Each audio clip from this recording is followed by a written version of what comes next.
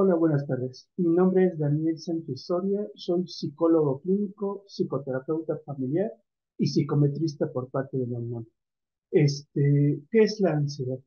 Bueno, la ansiedad es un trastorno mental que afecta en dos situaciones, en dos circunstancias, situaciones psicológicas y situaciones somáticas.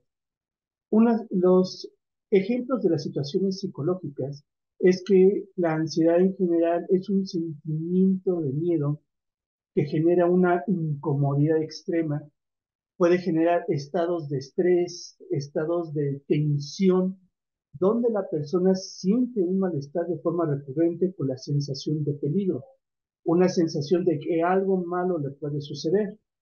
En cuanto a las situaciones somáticas, soma significa cuerpo, somatización significa que la mente enferma el cuerpo, la persona siente que hay una causa médica, una enfermedad médica, una enfermedad orgánica que está escondida, que es una enfermedad que está creciendo y que siente que en algún momento va a salir, va a explotar, va a dar un diagnóstico terminal y con eso conlleva la muerte.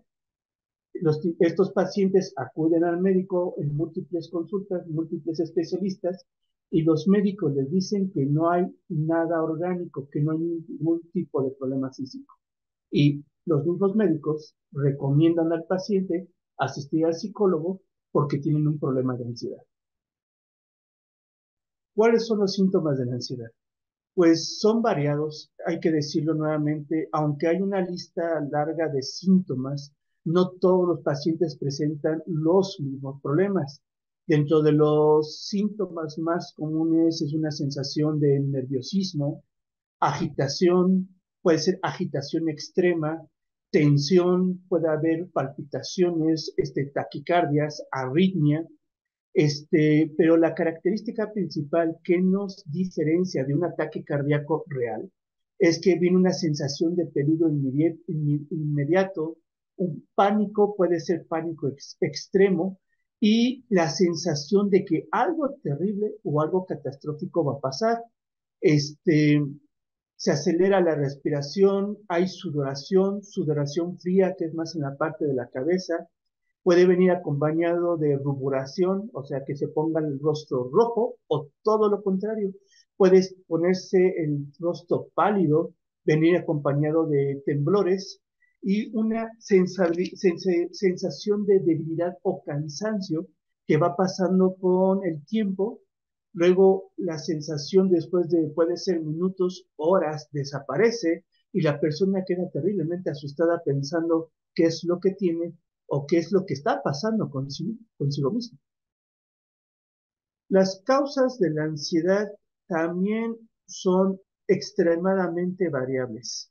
Este, un trastorno de ansiedad puede pasar por muchos meses, días, incluso año, año y medio, escondido. Puede ser como una enfermedad silenciosa. Esto a causa de que la persona está cargando consigo un trauma que él o ella no es consciente de dicho trauma y también a veces el trauma ya es muy extendido hacia el pasado y la persona a la fecha está viviendo características asociadas a la ansiedad y puede haber un evento activador que hace que la ansiedad se despierte. Otra de las causas más comunes de que exista ansiedad o un trastorno de ansiedad generalizado es el estrés en el trabajo, estrés familiar, tensión en la pareja, acumulación de múltiples tipos de estrés, presión económica, preocupación por la salud. También a veces hay tendencias de la personalidad. Hay personalidades más resistentes, personalidades más endebles o débiles que de forma constante sufren trastornos de ansiedad o trastornos depresivos. Puede también estar el estrés o la ansiedad acompañados, pueden venir juntos por algún evento físico, enfermedad médica y o existen trastornos mentales que están en otro clúster según la división del DSM-5, que es el libro diagnóstico clínico de las enfermedades mentales, versión 5 de origen APAS, donde una persona puede tener otra enfermedad mental que conlleva el trastorno de estrés, o sea, puede estar ligado a otros trastornos, uso de ciertos medicamentos, drogas, alcohol o conflictos o trastornos en la familia. Por lo tanto, el trastorno de la ansiedad es multifactorial, que significa que múltiples factores pueden estar involucrados para que exista un trastorno de ansiedad o de origen único, cuando hay una situación muy específica que incluso el mismo paciente es consciente del origen y el cual está originando la ansiedad. Las pruebas médicas para manejar la ansiedad. Bueno, en sí, las pruebas médicas son las mismas que utilizan los psicólogos y los psicometristas. Más que pruebas médicas, son pruebas psicométricas o pruebas psicológicas o médico-psicológicas. Estas pruebas son variadas, desde que las hay las más actualizadas a las que son más de cajón que en cada consultorio en psicología tiene. Por ejemplo, pruebas que hoy en día todavía son muy válidas y que se siguen usando de forma constante, están las pruebas de Beck, Beck ansiedad, Beck depresión, se aplican en conjunto y ayudan a ver los niveles de ansiedad y depresión en una persona. Está el CTCR, que es el cuestionario TAE clínico revisado, que mide varios tipos de trastornos, entre ellos está el trastorno de ansiedad. Tenemos el, CA, el CECAD, que es el cuestionario educativo clínico de ansiedad y depresión, que tanto sirve para adolescentes o niños. Tenemos el CESQT, que es el cuestionario de evaluación del síndrome de quemarse en el trabajo o conocido en el inglés como burnout, donde vemos los niveles de estrés y ansiedad que está viviendo el paciente y está ligado al trabajo. También está inventarios de ansiedad con rasgos de personalidad, como es la prueba IDER, que es un inventario de depresión estado-rasgo, que significa que se van midiendo diferentes tipos de rasgos de personalidad y a su vez rasgos asociados a la ansiedad, estrés, angustia, frustración y depresión. Por otro lado, tenemos el IECI, que es el Inventario de Estrés Cotidiano Infantil, que sirve para un niño de entre los 6 años a los 12, 14 años de edad, porque luego empiezan las pruebas adolescentes. Y luego, por ejemplo, también tenemos el LSD 50, que es el listado de síntomas breves de ansiedad, que nos ayuda a ver rápidamente si una persona está viviendo un estado de ansiedad fuerte o moderado. En sí, la ansiedad se califica muy parecido al trastorno depresivo y lo medimos en 4 niveles, que es el leve, moderado, grave, agudo, y el trastorno agudo también es conocido como el patológico o que ya completamente frena la vida del paciente. El tratamiento para la ansiedad es variado. Nuevamente, como hace un momento mencionaba, hay diferentes tipos de intensidad, por lo tanto vamos a ver que para los casos moderado, grave, agudo, en ocasiones se recomienda farmacoterapia. Entonces se necesita la intervención de un médico psiquiatra o un médico neurólogo que tenga amplio conocimiento en el uso de los medicamentos ansiolíticos, antidepresivos y relajantes. Desafortunadamente en México no tenemos suficientes médicos psiquiatras, así que hay médicos especialistas, médicos, por ejemplo, tenemos eh, pediatras que pueden manejar buenos ansiolíticos infantiles.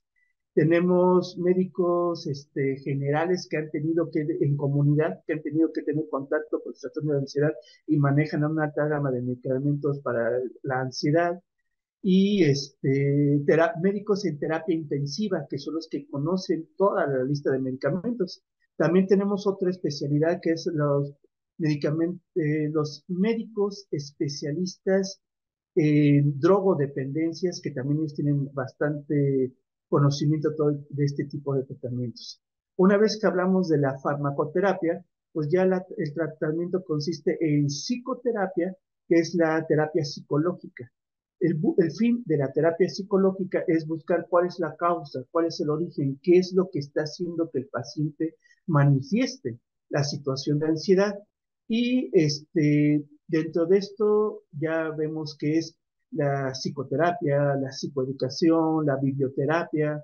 Se puede hacer la psicoterapia, generalmente funciona y siempre va a funcionar mejor de forma presencial, pero hoy en día también tenemos la terapia a distancia por medio de videollamadas. Entonces es un tratamiento que es en colaboración siempre con un médico especialista y un psicólogo psicoterapeuta. Los especialistas que tratan la ansiedad nuevamente también es variado. Siempre que hay que hablar de que de preferencia esté involucrado el médico psiquiatra. El médico psiquiatra es el especialista que puede darnos el diagnóstico de trastorno de ansiedad, ansiedad múltiple, ansiedad generalizada, ansiedad con síntomas depresivos, o depresión con síntomas de ansiedad. Entonces, este es un diagnóstico clínico que luego se da a la farmacoterapia. Posteriormente, el segundo especialista siempre es el psicólogo clínico o el psicoterapeuta. Muchas personas llegan a confundir el psicólogo clínico con que todos son psicoterapeutas. La verdad es que el psicólogo clínico está entrenado en psicoterapia, en bases y nociones en psicoterapia, y sí están capacitados para ver este tipo de trastornos. Pero el psicoterapeuta es el especialista que está capacitado, entrenado horas en consultorio, en universidad, en institutos donde ha sido evaluado y certificado de que él tiene la habilidad psicoterapéutica, tanto de tratar al paciente como de poder hacer un diagnóstico clínico y un plan de trabajo.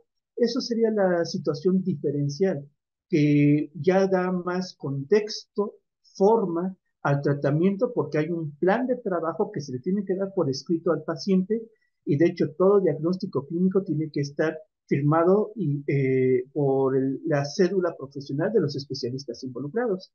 Y obviamente, pues ya lo último que tenemos que hablar, que es dentro de los especialistas, cosas así, es el tratamiento con fármacos, que va a ser variado dependiendo del especialista, dependiendo del nivel de intensidad y también de la técnica terapéutica, porque hay que decirlo que el modelo terapéutico también cambia mucho.